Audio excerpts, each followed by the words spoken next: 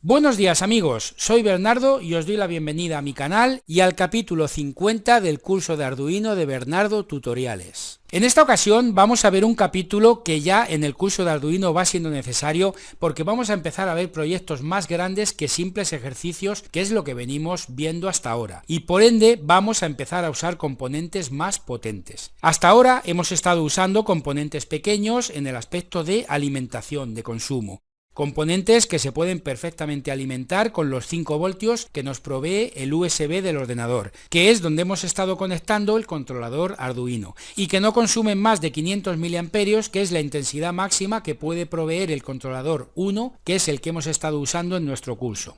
En los siguientes capítulos vamos a aprender a alimentar de forma externa componentes que manejamos con Arduino, pero que no podemos alimentar con el propio controlador porque necesitan más de 5 voltios y 500 miliamperios. Pero antes de nada vamos a ver qué son dos magnitudes importantísimas: la caída de tensión o diferencia de potencial, más comúnmente conocido como voltaje, y el consumo, la corriente o intensidad, más conocido como amperaje. Y estos dos datos, estas dos magnitudes, las vamos a ver en este capítulo.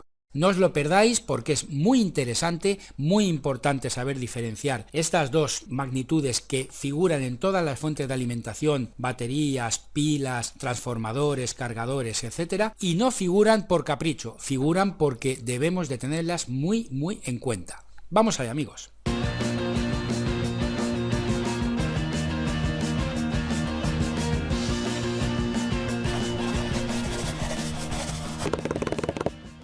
Bien, pues como digo, estos datos importantísimos siempre vienen serigrafiados en cualquier fuente de alimentación. Digo fuente de alimentación en el más estricto sentido de ambas palabras, como el dispositivo del que emana, el que origina energía para que los componentes electrónicos, cualquier dispositivo, cualquier máquina funcione. Hablamos de cualquier elemento que emita energía. Incluso en este concepto se podría incluir la red eléctrica de casa, el enchufe donde conectamos nuestras máquinas, nuestros electrodomésticos para que reciban energía y funcionen. Bien, pues estos dos datos tan importantes son, como he dicho, la tensión o voltaje y la intensidad o amperaje.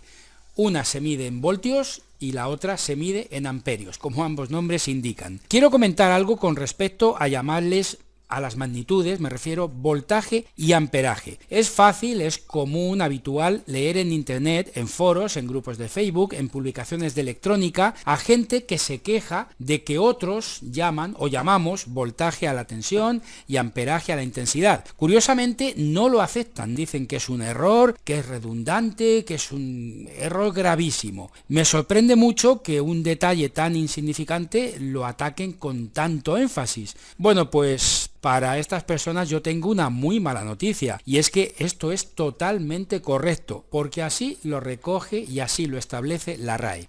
De la misma manera que otras palabras referidas a magnitudes y a su medición, por ejemplo kilometraje, para designar la distancia en kilómetros entre un punto y otro, sin embargo, curiosamente, metraje no es un sustantivo que defina ni la distancia en metros entre dos puntos, ni la distancia ya recorrida entre esos puntos, sino, como veis, la duración de una película. Gramaje también es curioso porque no determina el peso en gramos en términos generales, sino pliegos de papel. Y quilaje, por ejemplo, que cabría pensar que existe para definir kilos, sencillamente no existe. La RAE no lo contempla. ¿Que es redundante decir que aquí tenemos un amperaje de 3 amperios? Será. Tendremos que ser nosotros los que busquemos otra manera de construir la frase para no redundar. Bien amigos, pues estos datos que todas las fuentes de alimentación detallan, como he dicho, no están ahí por protocolo o porque lo establezca algún canon o normativa. Están porque son totalmente necesarios para saber qué uso hemos de darle a la fuente sin estropear el componente que estamos alimentando si nos pasamos con el voltaje, y sin estropear la propia fuente o descargarla muy rápidamente si nos pasamos con el amperaje. Vamos a ver esto con todo detalle y con gráficos para entenderlo a la perfección, porque sin duda es interesantísimo. Imaginemos una fuente de energía entre comillas ilimitada, porque la encendemos a la corriente eléctrica, a la red de casa, y ahí tenemos energía ilimitada, ¿no? Vamos a imaginar que es así. Le vamos a asignar un voltaje y un amperaje, 12 voltios, 2 amperios, por ejemplo. Y para ver cómo funciona esta fuente, vamos a profundizar un poco en qué es la tensión, la diferencia de potencial, la caída de tensión, el voltaje. Lo vamos a intentar hacer de una forma sencilla, diciendo que es el trabajo que ha de hacer un campo eléctrico sobre un electrón o partícula para conseguir que se mueva, que se desplace, que viaje de la posición con más potencial, que es el polo positivo, a la posición con menos potencial, que es el polo negativo, con el fin de igualar el potencial en ambos puntos, con el fin de paliar esa diferencia de potencial que es la que define al voltaje.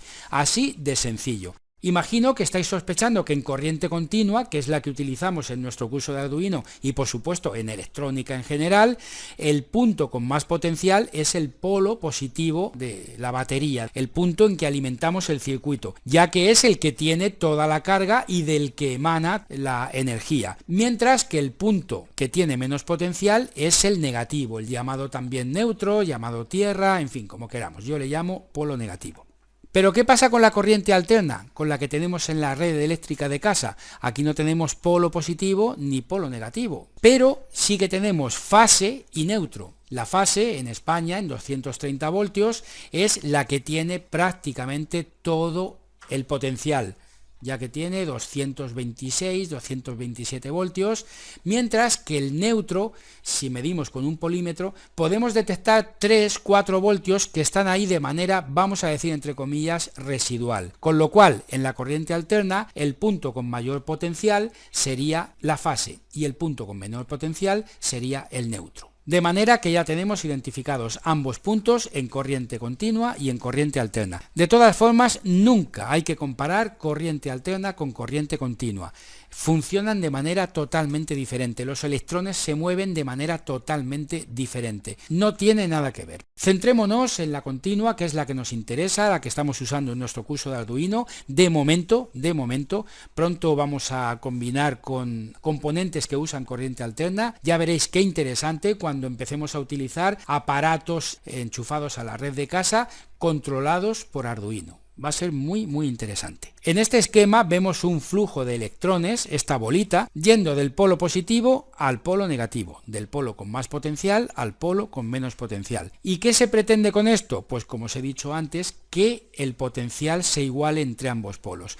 Cuando se igualan, cuando el negativo tiene el mismo potencial, cesa el flujo, pero inmediatamente vuelve a iniciarse otro viaje, otra carga, otro grupo de electrones, y así una y otra vez. De manera que siempre va a haber una corriente eléctrica viajando del polo positivo al polo negativo. Coloquialmente decimos en electrónica, en electricidad, que la corriente va dando vueltas en un circuito cerrado, pero no da vueltas. Se genera en un punto y llega a otro. Y cuando llega y el potencial de ambos puntos se iguala, empieza otra vez el ciclo y así una y otra vez, como digo, hasta que se agote la batería o hasta que le demos al interruptor de apagado. Esto es tan inmensamente rápido que a nuestra percepción parece efectivamente que está dando vueltas. No olvidemos que nada tiene que ver la física atómica, la física que se da a niveles inmensamente pequeños, a niveles imperceptibles, la llamada mecánica cuántica, con la física con la que convivimos a diario, ¿no? La física que podemos percibir, la gravedad, la fuerza, el peso,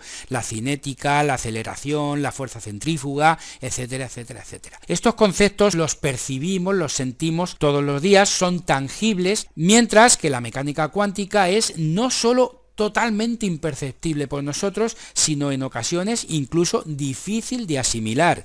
Y ojo, no digo de comprender, digo asimilar. Como ejemplo de esto que os estoy diciendo, os puedo poner la ULA de un microprocesador, la unidad aritmético-lógica.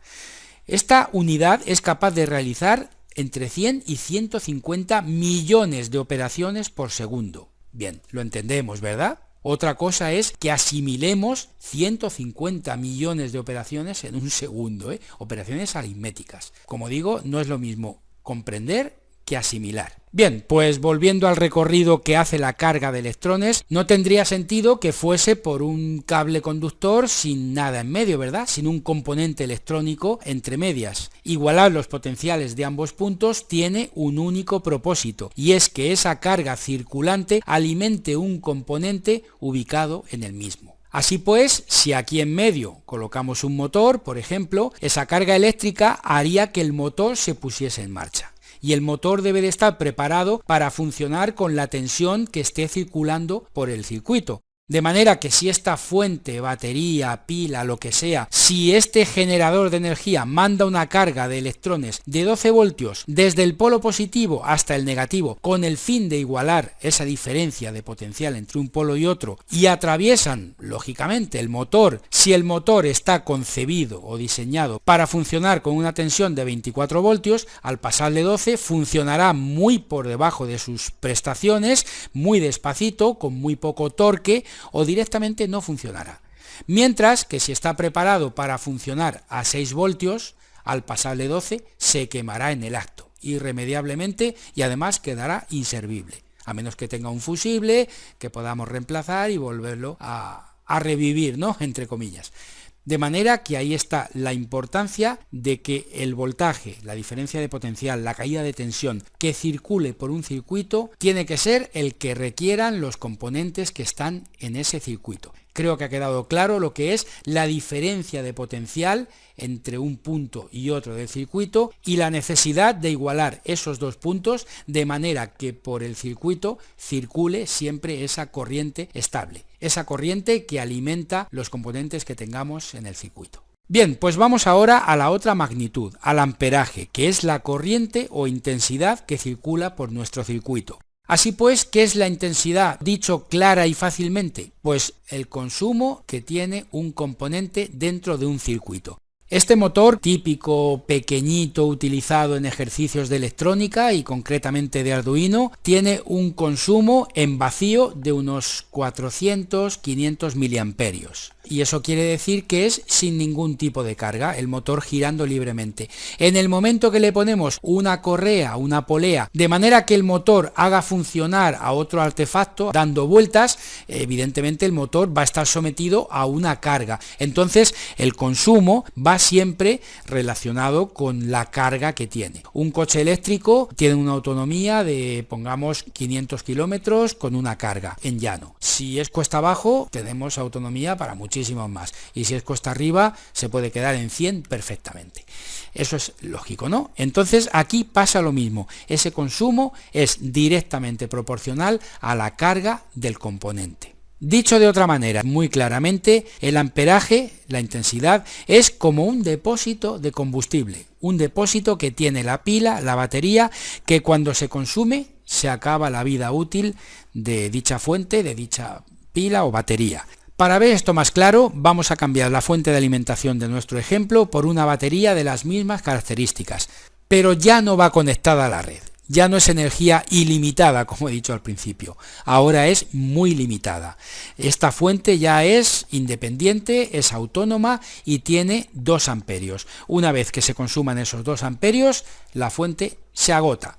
Si es recargable, la podemos cargar y volver a tener esos 2 amperios y esos 12 voltios.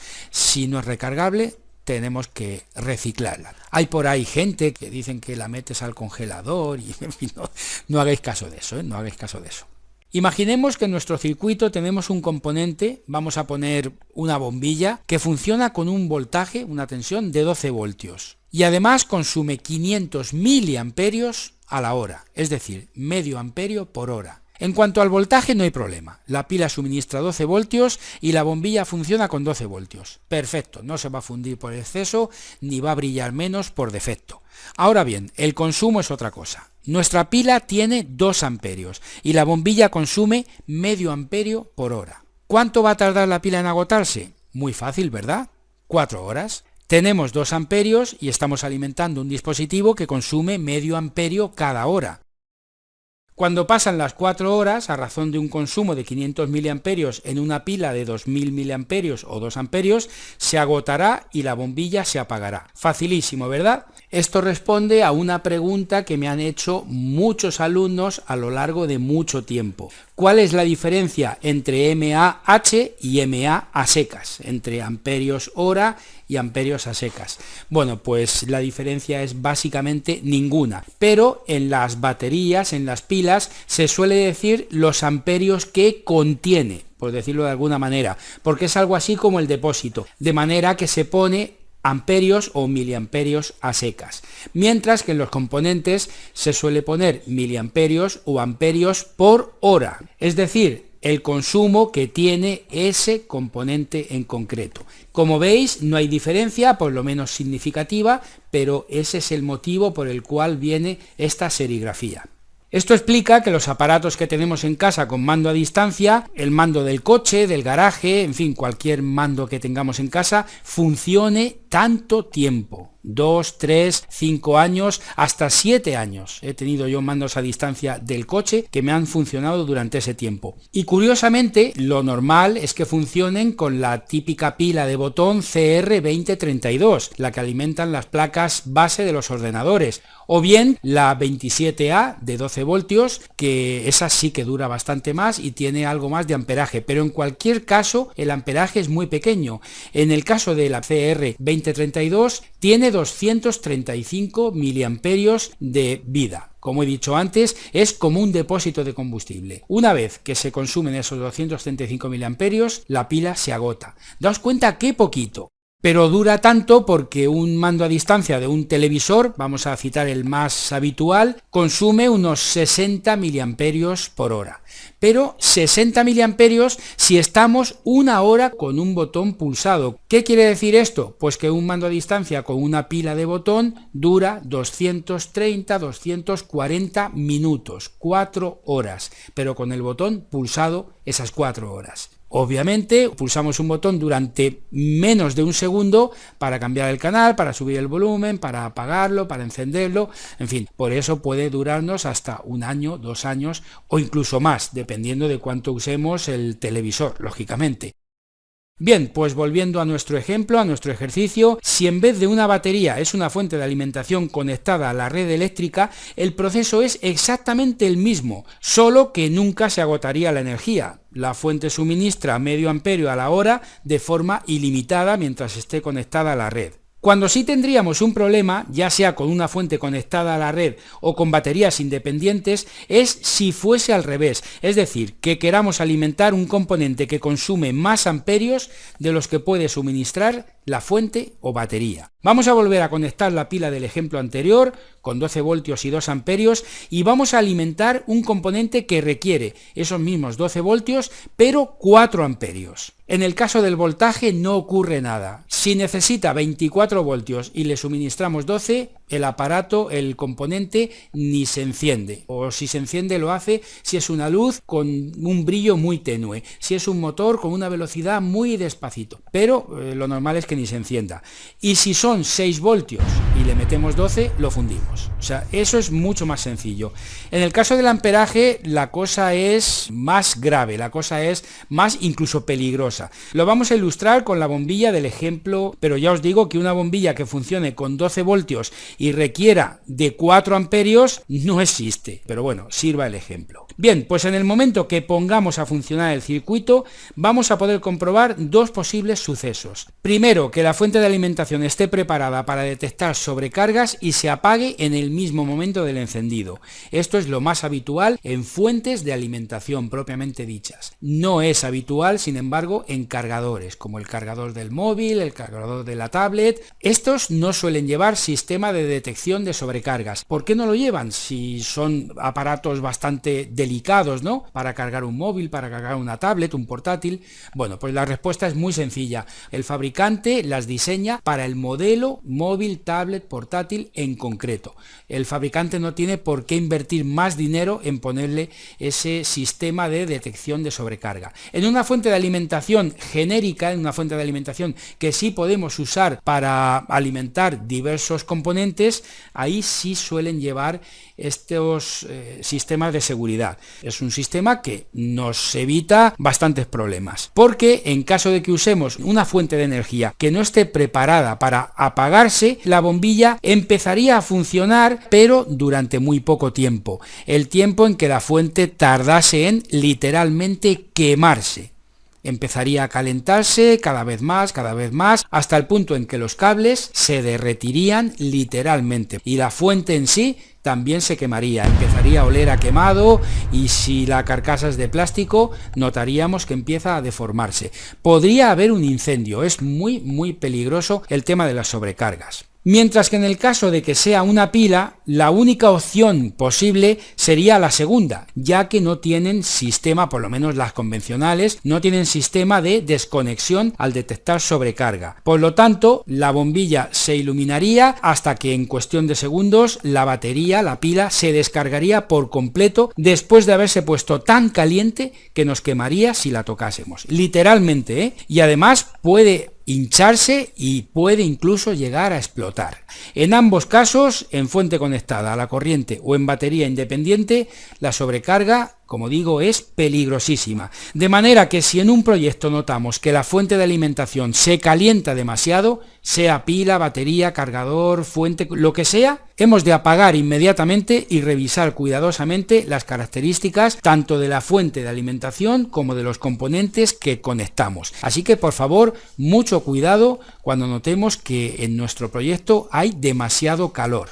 Y por último, amigos, para acabar este capítulo, vamos a ver la diferencia que hay entre conectar componentes en serie y componentes en paralelo, porque podemos así sumar tensiones o sumar intensidades, y esto es muy interesante. Ya terminamos, el capítulo resultado un poco largo, pero continuad porque es muy interesante.